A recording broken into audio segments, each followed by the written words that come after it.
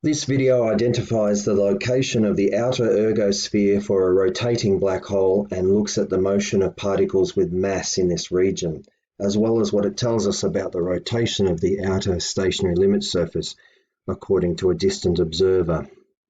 It then looks at this rotation in the limit as it approaches the outer event horizon and determines its value for a distant observer. Alright, so in previous videos, we found the structure of the Kerr black hole to be in image form represented by this, and we found the outer stationary limit surface occurred at this value here and is the yellow surface. The outer event horizon occurs in red here at this value. This is in red. Between the two is the ergosphere, which is the focus of this video, but inside here we have a second event horizon, the green one, and then we have the inner stationary limit surface, the blue one, and of course in here is the ring singularity, r equals 0 and value a. Okay, now all of that was the focus of last couple of videos, and this video is now going to focus on the region in here, motion of observers in this region, and in the limit what it can tell us about the rotation of the outer event horizon, the red surface here. Alright, so let's start with an observer. So the world line of an observer or a particle with mass can be parameterized in terms of its own proper time. So an observer carrying a clock with them can parameterize their path, their world line, their place, their position on that world line in terms of that parameter tau, the proper time as measured by their clock that they carry with them. And so their path in space-time can be parameterized using that variable, and their path is the red path. Okay, the fall velocity is tangent to that red path, and that's just the derivative with respect to the proper time tau. That's the clock they've carried with them. The derivative of that gives us the fall velocity for each of the four coordinates. The time here, ct or x0, and the three spatial coordinates.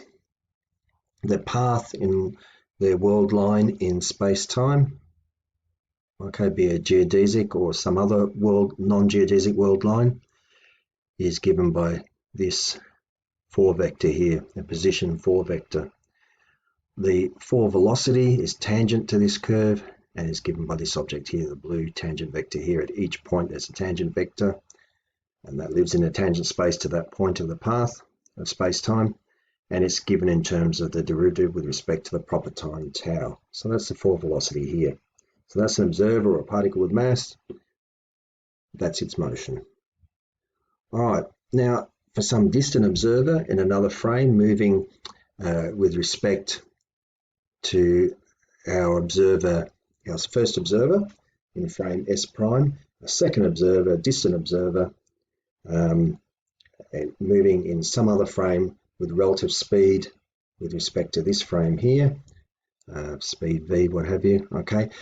An interval of time in our original observer's frame in S prime here will differ to an interval of time as measured by an observer in a separate frame moving with respect to S prime at constant speed with respect to S prime. So those two intervals of time are related by gamma. Delta t is gamma times delta tau, and in differential form dt is gamma d tau, and as differential operator d over d tau is gamma times d dt.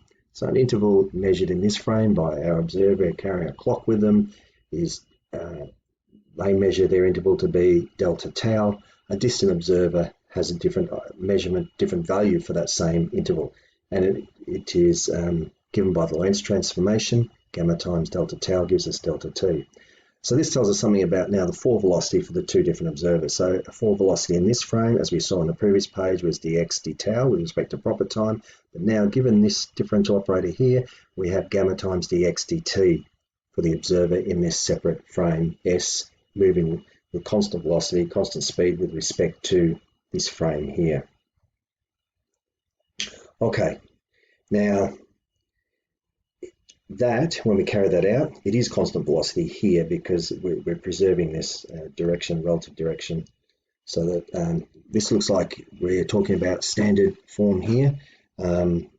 its standard configuration, and let's just make it easy to visualize. It doesn't have to be, but so long as they can be moving differently relative to each other at speed, velocity v.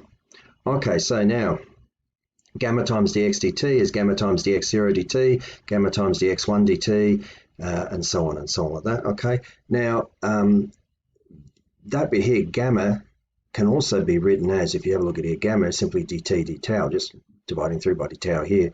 And so this gamma can replace for dt d tau, and we'll be using that later on, as you'll see.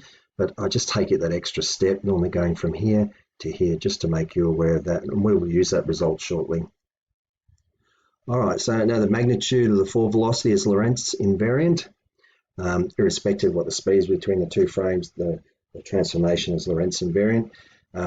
Our interval, space-time interval, ds squared is g mu nu, the metric, g mu nu, dx nu is minus c squared d tau squared. Just dividing through by d tau squared, we get ds d tau squared is g mu nu, dx mu d tau, dx nu d tau is minus c squared. I get minus because the metric I use is minus 1 plus plus plus. Careful in other textbooks and so on, you'll see also authors use the other signature, which is +1 minus 1 minus 1 minus 1. So there's two different signatures there. I use the -1 plus 1 plus 1 plus 1, and so I have the minus c squared here. Okay, now the magnitude squared of the fall velocity, u dot u. The magnitude would just be the square root of that, but we don't necessarily need that. We only need the magnitude squared, that's enough. The magnitude itself is Lorentz invariant. It's always equal to this value minus c squared. So g mu nu dx mu d tau, dx nu d tau, remember we divide through by d tau, here is g mu nu u nu, and these are the components of the fall velocity here. And irrespective of the difference in velocity between the two frames, the relative velocity between the two frames, the Lorentz invariant always gives you this quantity that the magnitude squared will always be minus c squared. Now, in the region beyond the outer stationary limit surface, and the stationary limit surface occurs at g0, 0, the time component of the metric is set equal to 0. So beyond the outer stationary limit, this object here is less than 0, and it is possible to hold a fixed position outside the stationary limit, where dr is fixed. So r, theta, and phi are fixed, so the differentials of those are 0.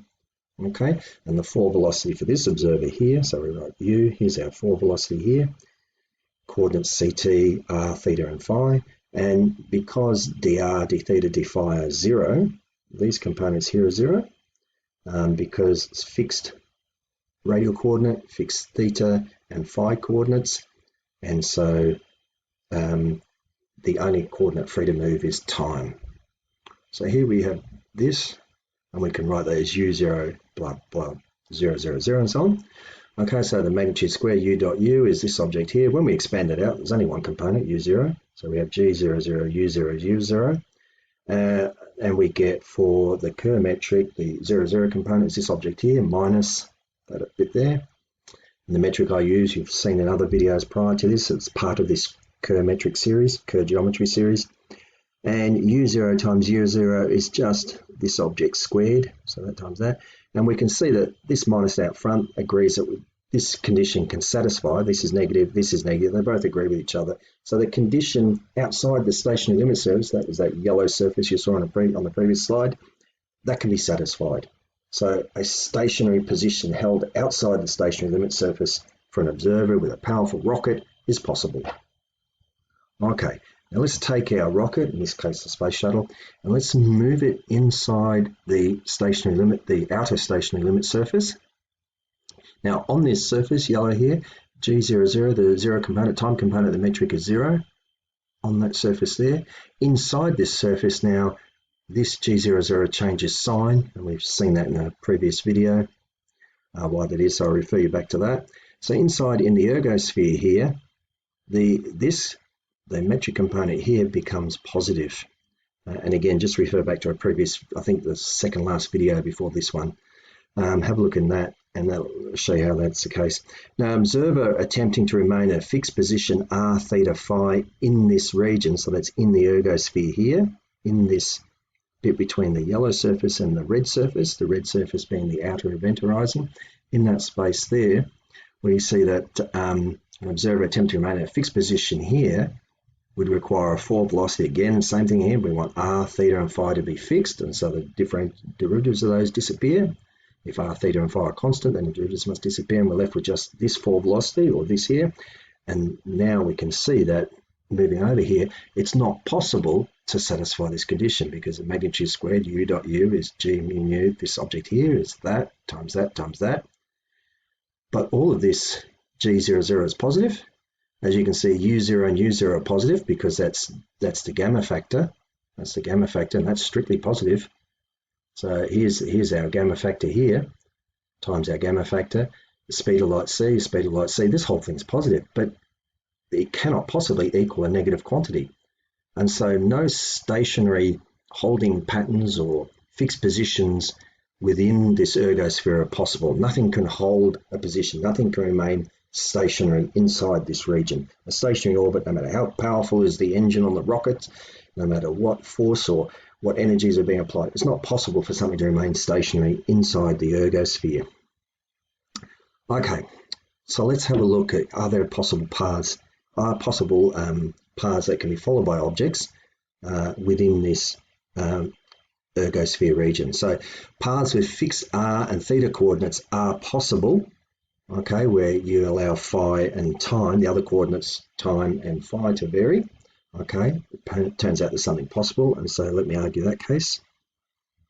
All right, so the fall velocity in this case has to form this, 0, 0. Remember, r and theta are held constant, but phi is allowed to vary, and that is the azimuthal angle is allowed to vary, and time is allowed to vary. So here our fall velocity in this form here.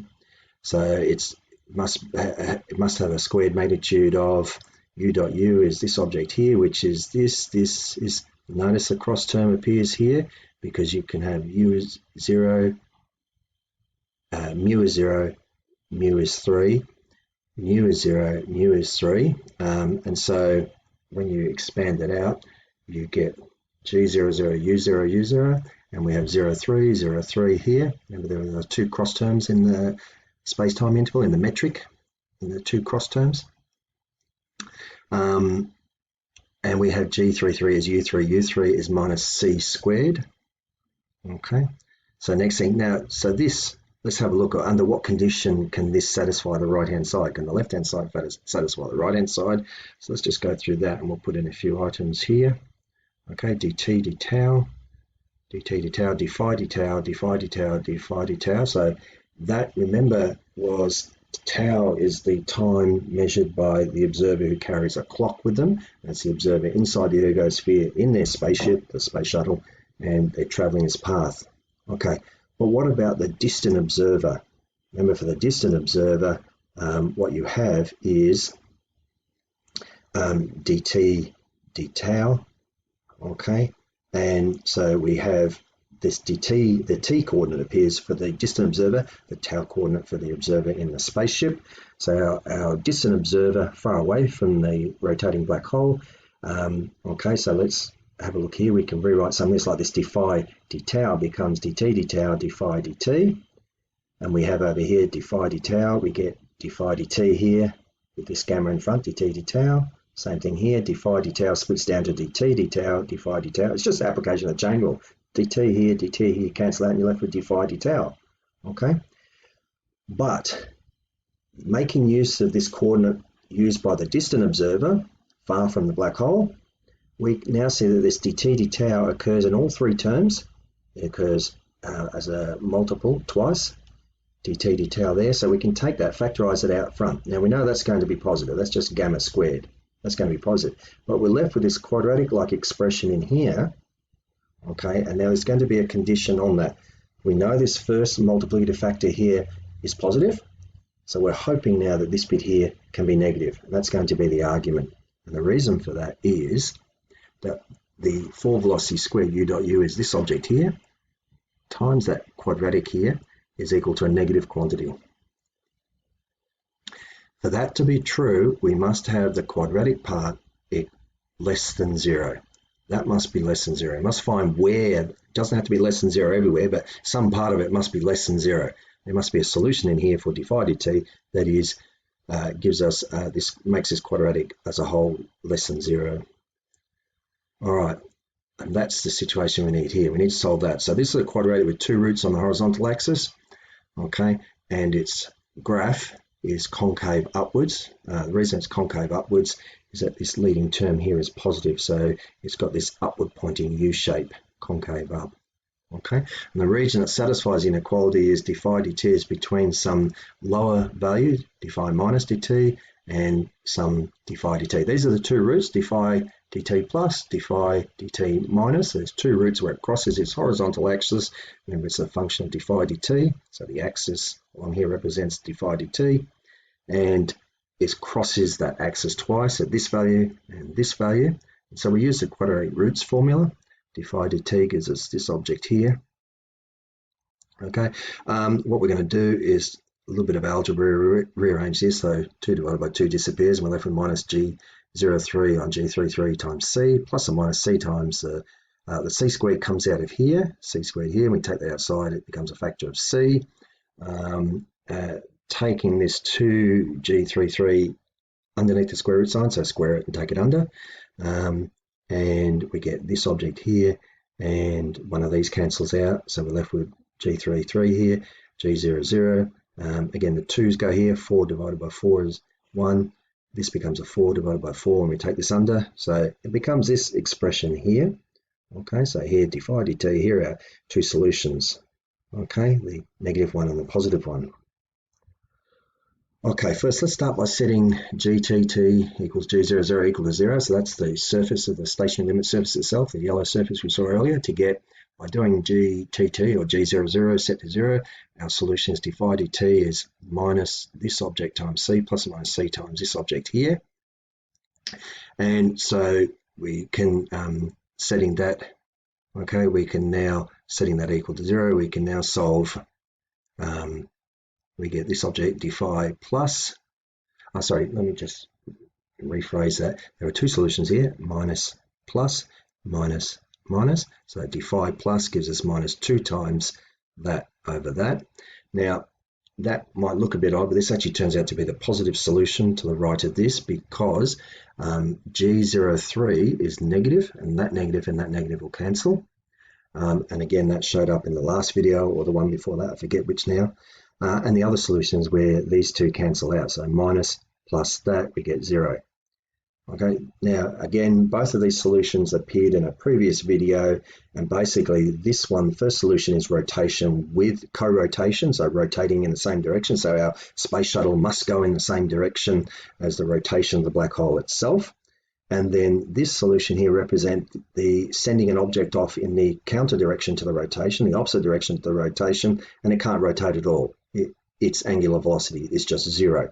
It cannot rotate. Nothing can rotate against the black hole, not even light itself. And we saw that in the previous video, so I won't go over that here again.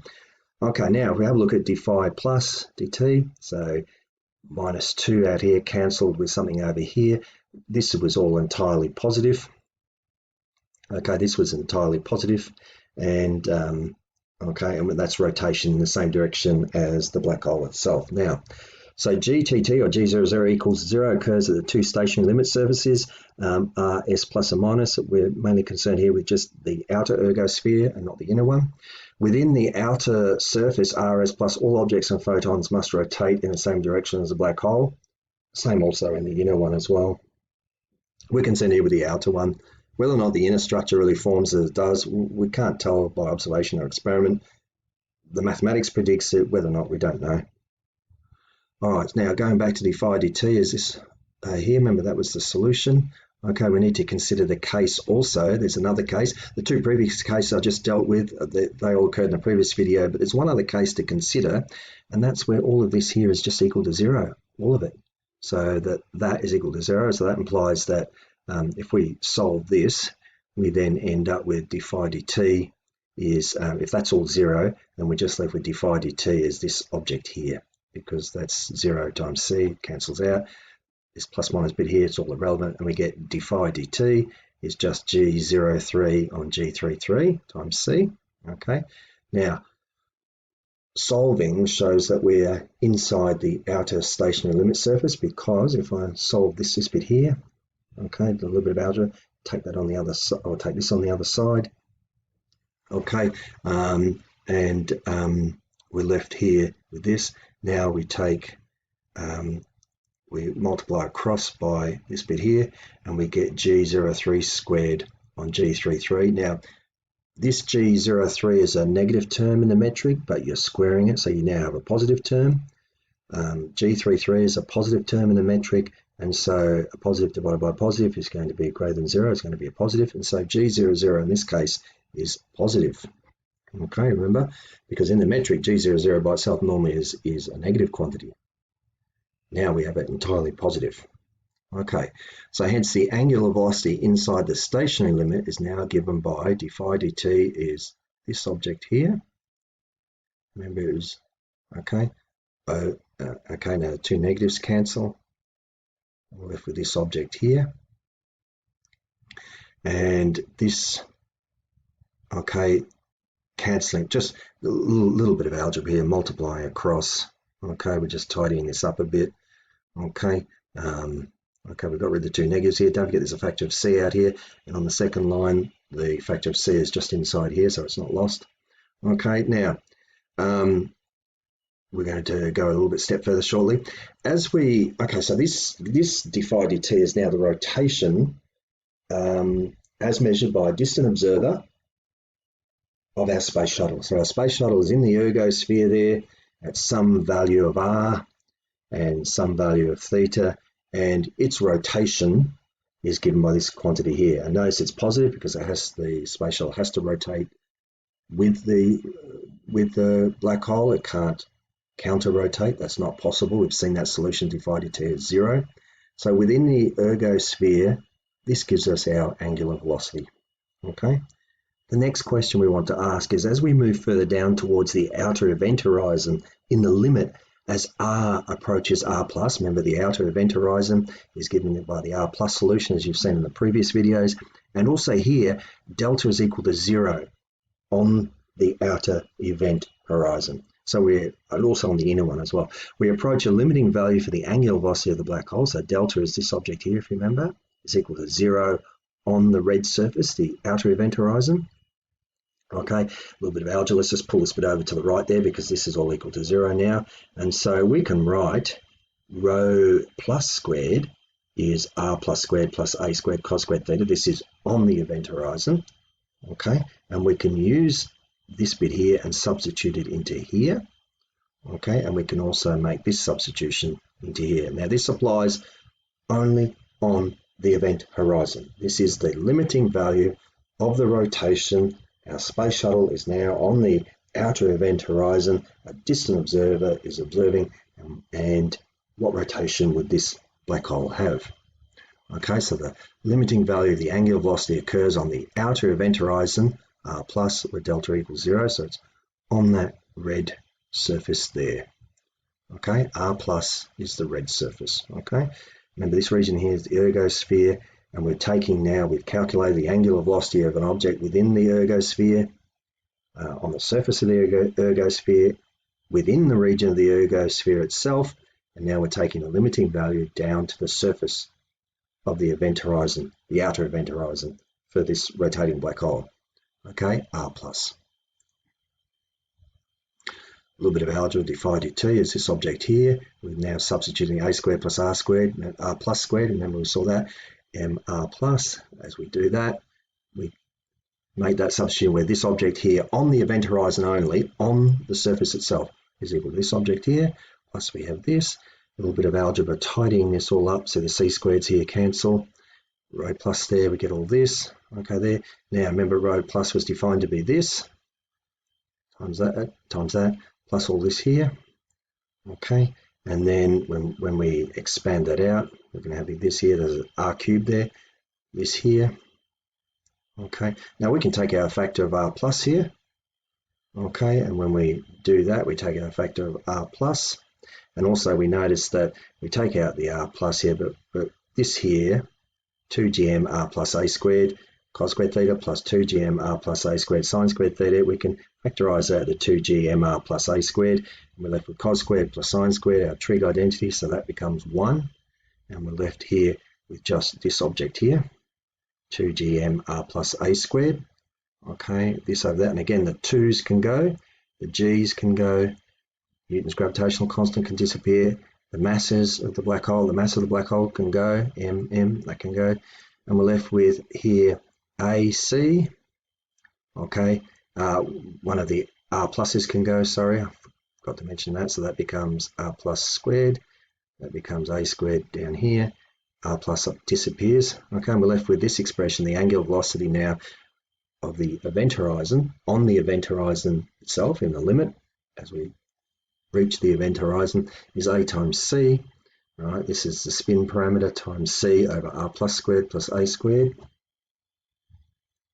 This tells us that the angular velocity of the outer event horizon surface r plus of the black hole as observed by distant observer is given by defy dt as a times c, r plus squared plus a squared. Now we got that from r plus squared plus a squared is 2gm r plus on c squared. So we're going to make use of that and put it in here. So defy dt, this expression here, substitute in for r plus squared plus a squared under here. Okay, and we get the spin parameter a times c cubed on 2gmr plus as our angular velocity according to a distant observer for an object on the surface of that event horizon. So that gives us the rotation of the black hole, which is handy. At least that's, okay, so right down to the surface of the event horizon. Okay, so now that's the angular velocity. The linear tangential velocity is then the angular velocity times the radial coordinate. It's v linear tangential velocity defy dt r plus. So multiplying that, they cancel, and we're left with the spin parameter times c cubed on 2gm, where the spin parameter a is the angular momentum per unit mass. And the mc comes from the weak field approximation. That's how, and I'm using that one rather than just j over m. Okay, so let's have a look now. We're just going to rearrange things a little bit because there's another parameter we're going to introduce. And so our linear tangential speed at the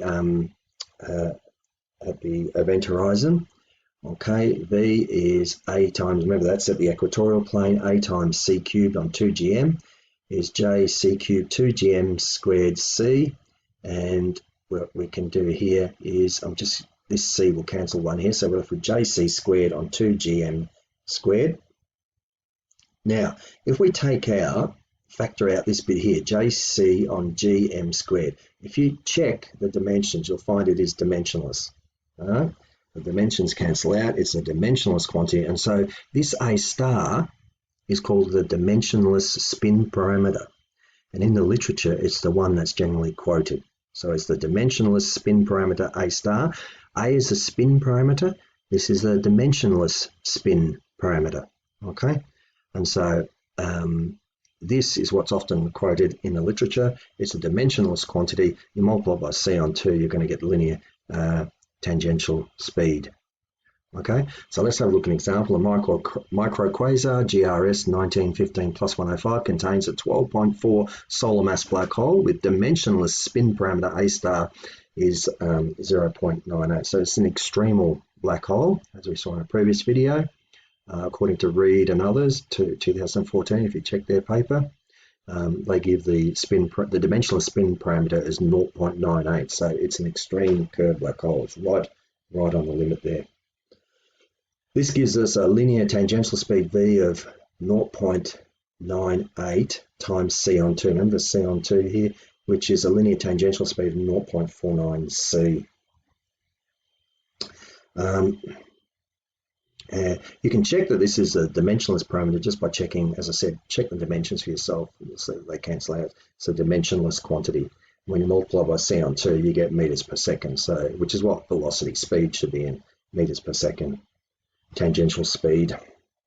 All right, now for the black hole in GRS 1915 plus 105, we have an angular velocity and number of rotations per second of, well, the angular velocity defy dt is the tangential speed on r plus is that many radians a second, and that implies, okay, if it's that many radians per second, then divide through by 2 pi, representing total rotation, then you have 1067.53 rotations per second.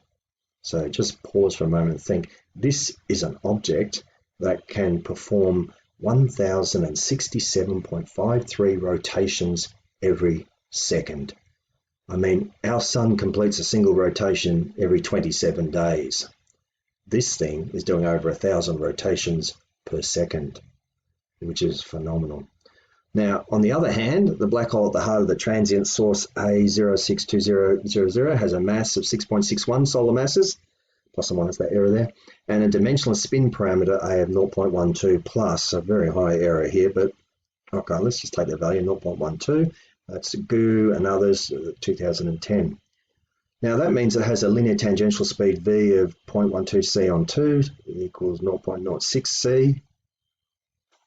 And so that's a much smaller tangential speed, and resulting in an angular velocity and number of rotations per second of d phi dt is v on r plus 927.03 radians a second, and dividing through by 2 pi, that will give us 147.54 rotations per second. So big difference to, we're going from 147 here up to 1067 there.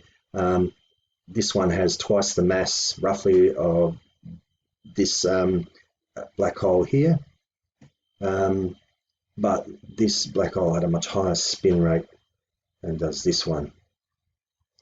Okay, so that's 147.54 rotations per second. All right, now let's just have just for size comparisons.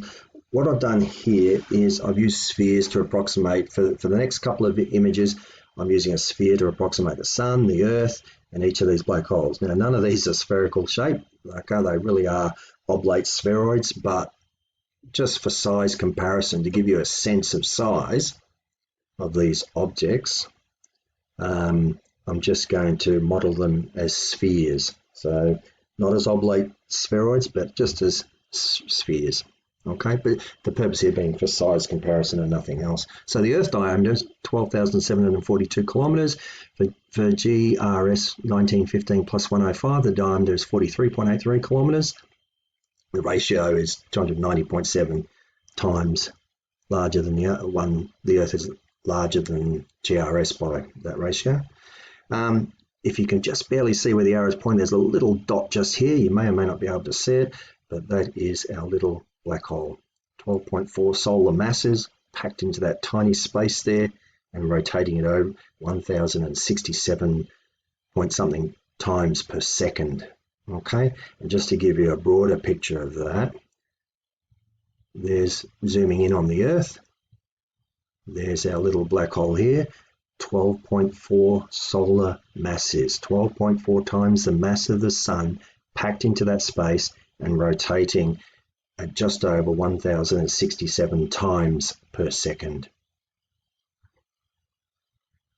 Next bit, let's put it all further into comparison. Here's the Earth compared to the sun. Sun's diameter, 1,391,016 kilometers. Earth diameter, again, the ratio between these two is 109.17. So the sun is that many times bigger than the Earth, diameter-wise. Sun rotates once every 27 days, much slower than our black hole rotation speed. And its rotation speed is 1.9 kilometers per second. That's the linear tangential speed. Okay, here's the Earth in relation to the sun. So this black hole is incredible in comparison to the sun. It would not be visible on this image. It's simply too small. It was difficult to see when compared with the Earth, let alone me trying to put it on against the sun.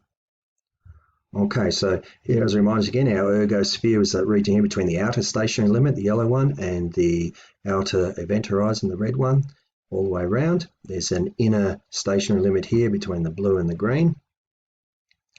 Okay, and just reminding once again the values at which these stationary limit surfaces and event horizons occur, all from the previous video, and the ring singularity.